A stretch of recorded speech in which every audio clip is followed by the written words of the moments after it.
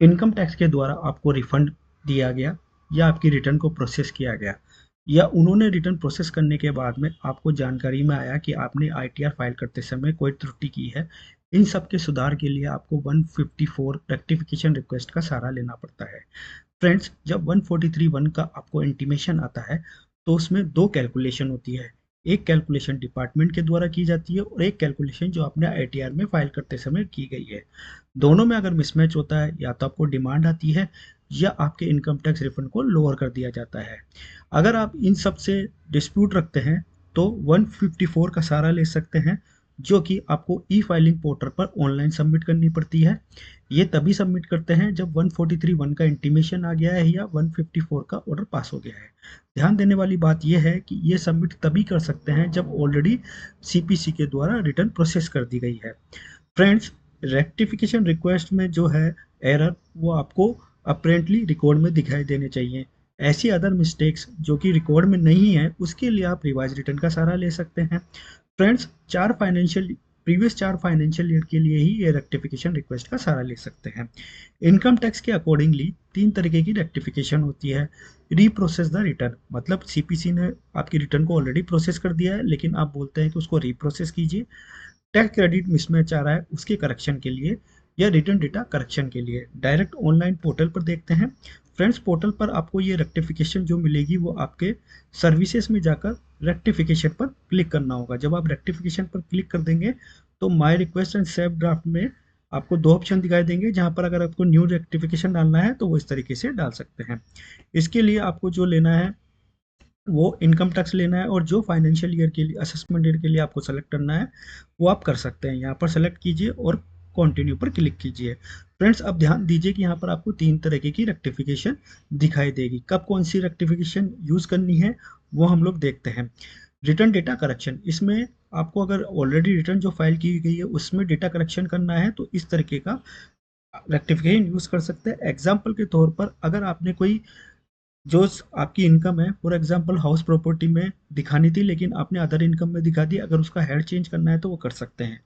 या अन्य किसी प्रकार की चेंजेस जिससे कि आपकी ग्रॉस टोटल इनकम और डिडक्शन में किसी प्रकार का चेंज नहीं होगा, तो वो आप कर सकते हैं। इन शॉर्ट, अगर इसमें आपको रेक्टिफिकेशन करना है और उस रेक्टिफिकेशन में आप फ्रेश क्लेम करना चाहते हैं, एडिशनल क्लेम करना चाहते हैं, या कैरी फॉरवर्ड लॉसेस को रिड्यूस करना चाहते हैं, तो वो पॉसिबल नहीं होगा।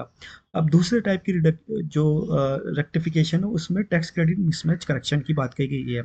आपके 26 एएस में कुछ और टीडीएस दिख रहा है, आईटीआर फाइल करते समय सीपीसी ने आपके वो टीडीएस को कंसिडर नहीं किया, तो यहाँ पर आप टैक्स क्रेडिट मिसमैच करेक्शन का यूज कर सकते हैं। जैसे कि tax payer new self assessment tax challan जो कि उसने डिमांड को नलीफाई करने के लिए ओरिजिनल रिटर्न में फाइल किया था, उसको करेक्ट कर सकता है।